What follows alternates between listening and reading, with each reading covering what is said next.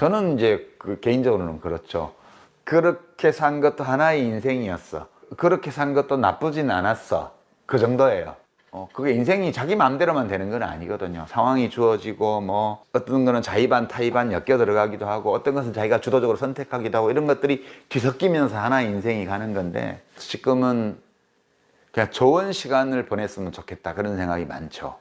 무언가를 성취하는 그런 삶보다는 무엇을 더 이룬다 이런 것보다는 되게 좋은데 내가 충분히 누리지 못했던 어떤 것, 사람들 많이 새로 사귀고 이런 것보다는 이미 알고 있는 사람 중에 내가 좋아하는 사람들하고 시간을 많이 보내고 싶은 거죠.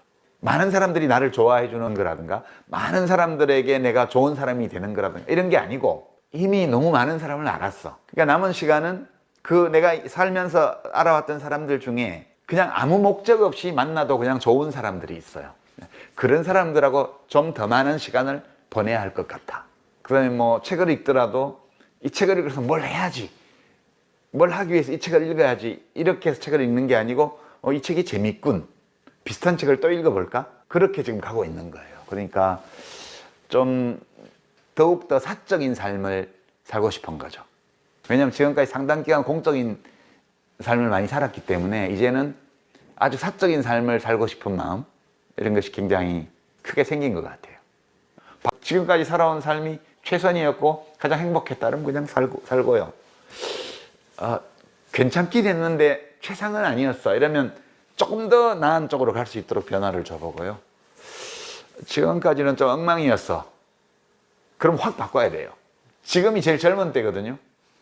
누구나. 보통 우리 늙었어 이렇게 말을 하지만 그때가 제일 젊은 때예요. 남은 삶에서는. 우리 누구에게나 남아있는 전체의 삶 중에서 지금 이 시간이 제일 젊을 때예요. 그러니까 뭔가 새로 시작하려면 지금 시작하는 게 맞죠. 정답은 없지만 각자가 이미 살아온 자신의 삶에 대해서 어떻게 판단하느냐에 따라서 많이 바꾸는 삶도 가능하고요. 조금 고치는 삶도 가능하고요. 그대로 가는 인생도 괜찮다고 봐요. 그 생각을 해봐야죠. 괜찮았나? 내 인생? 괜찮았으면 어느 정도 괜찮았지? 이런 생각을 좀 하면서 마음속에 이렇게 해봤으면 하는 바람이 일어나면 그걸 하는 거죠. 20살 청년한테 인생이 짧아요. 부질 없어요. 덧없어요. 남는 게 없어요. 라고 제가 말한 적이 있어요. 책에도 썼고요. 그렇다는 사실을 알고 20대를 맞이하는 것이 매우 중요하다는 뜻에서 한 말이고요. 50세가 된 사람에게 같은 말을 한다면 이렇게 말하죠. 인생이 더 짧아요. 더 부질 없어요. 더 덧없어요. 그러니까 그대에게 남아있는 별로 길지 않은 이 시간이 정말 그만큼 더 귀한 거니까 결론은 똑같아요. 자기가 살고 싶은 하루를 살으라고요. 하루하루 의미 없이 지나가면 인생이 의미가 없어지는 거니까 내가 하고 싶은 거, 내가 옳다고 믿는 거, 내가 원하는 방식으로 때로는 세상과 부딪히기도 하고 남들의 시선을 무시하기도 하고 이렇게 하면서 자기 걸 하는 게 좋을 것 같아요. 그거 말고는 뭐 인생에 뭐가 있나요? 그러니까 누구든 삶은 구체적이죠. 그 사람만의 것이고 똑같은 삶을 산 사람은 없죠. 이제 한 45년을 살고 나서 제 느낌은 이런 거예요. 뭐 그게 최선이 아니었을 수도 있어. 제일 행복한 삶이 아니었던 것 같아. 그렇지만 그것도 괜찮은 인생이었어. 다음에 또 태어날 일은 없겠지만 다음에 또 태어난다면 이라는 질문을 던졌을 때 다음에 또 태어난다면 어떻게 살려면 다르게 살고 싶어요. 이번 생에 산 것과 다르게 살고 싶어요.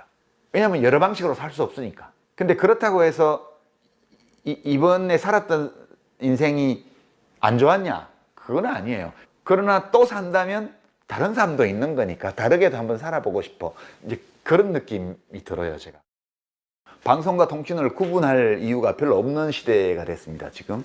이 방송통신대학교는 우리 세대에는 학위 취득이 굉장히 중요한 목표였고 그런 역할을 했죠. 산업화 시대에 이 방송통신대학.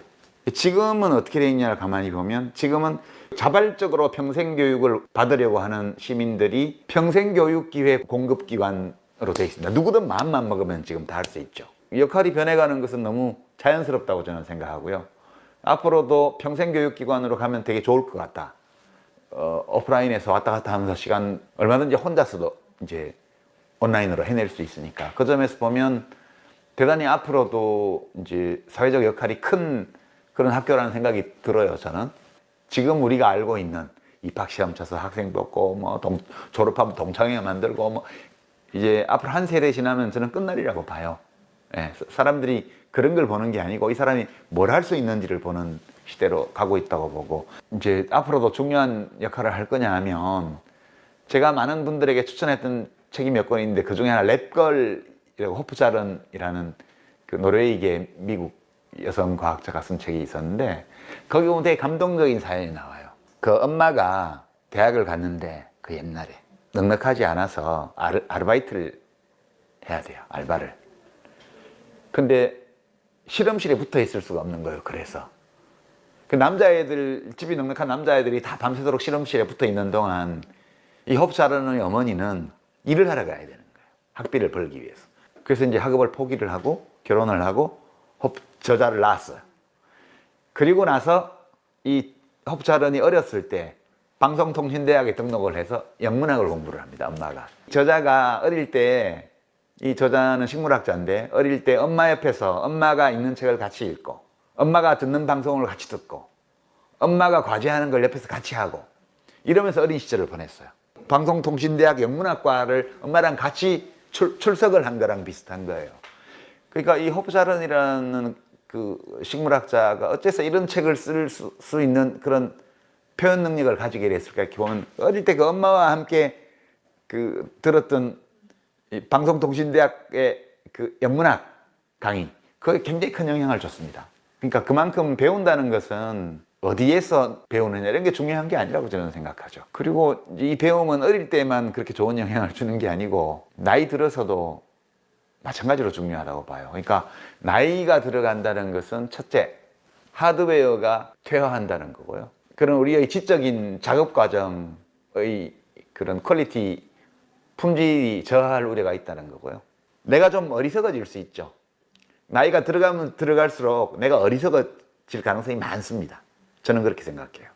근데 그래도 마지막 순간까지 이 지적인 퇴화를 늦출 수 있는 방법이 뭐냐? 데이터뿐이에요, 데이터. 지금 챗 GPT 때문에 막 시끄러운데 인공지능도 하드웨어나 그 알고리즘이 똑같아도요. 데이터가 많이 들어가면 걔가 똑똑해져요. 그러니까 같은 과제를 더 잘 해내고요. 같은 질문에 대해서 더 나은 대답을 줄 수 있어요. 우리 인간도 마찬가지거든요. 저는 인공지능과 천연지능 사이에 근본적인 차이가 있다고 보지를 않습니다. 왜냐하면 결국 인공지능이 천연지능인 우리의 두뇌를 흉내내서 만든 거니까요. 그리고 우리 뇌도 데이터가 많이 들어가면 들어갈수록 성능이 더 이제 높은 수준에서 유지가 된다는 뜻이에요. 그러니까 노년기에 들어갈수록 활동 범위도 좁아지고 새로운 경험을 할 수 있는 기회도 줄어들고 막 그렇잖아요.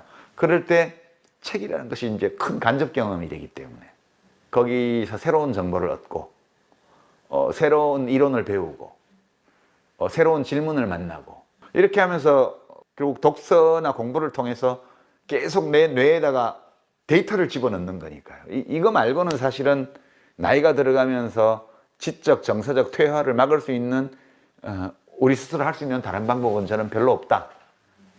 그게 뭐 의학자들이 뭘 발명해가지고 노화를 늦추고 이런 거를 기대하기는 우리 인생이 너무 짧아요. 그러니까 내 힘으로 할 수 있는 거 그런 게 새로운 데이터를 넣어주는 거죠.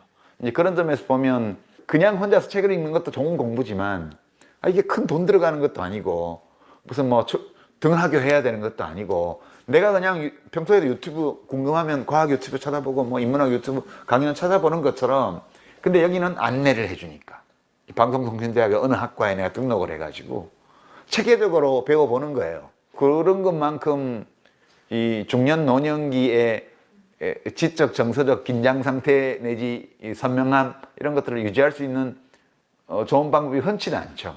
아주 좋은 그런 대처법이라고 생각해요. 이게 제가 아는 분들 중에도 이미 박사인데 또 어느 학과에 등록해가지고 뭐 배우더라고요. 이 방송통신대학. 어떤 사람들은 그 배울 만큼 배운 사람이 왜 뭘 자꾸 배우냐 이렇게 얘기를 하는데, 그 배우는 과정 자체가 즐겁고 그 새로운 것을 계속 배워감으로써 적어도 지적인 면에서는, 정서적인 면에서는 노화를 최대한 늦출 수 있는 거죠. 그리고 고령이 되는 건 어쩔 수 없다 하더라도 그걸 액티브하게, 활발하게 고령을 맞이하는 그런 활동으로 이만한 건 없다. 뭐 파고동원에서 장기 두는 거하고는 게임이 안 되죠. 예, 그거는 뭐 가끔 나가서 파고동원에서 바둑 두거나 장기 두는 건 좋죠. 그렇지만 매일 거기에 나가서 장기 바둑만 두고 있다 그러면 그거는 별로 새로운 정보가 아니에요. 예.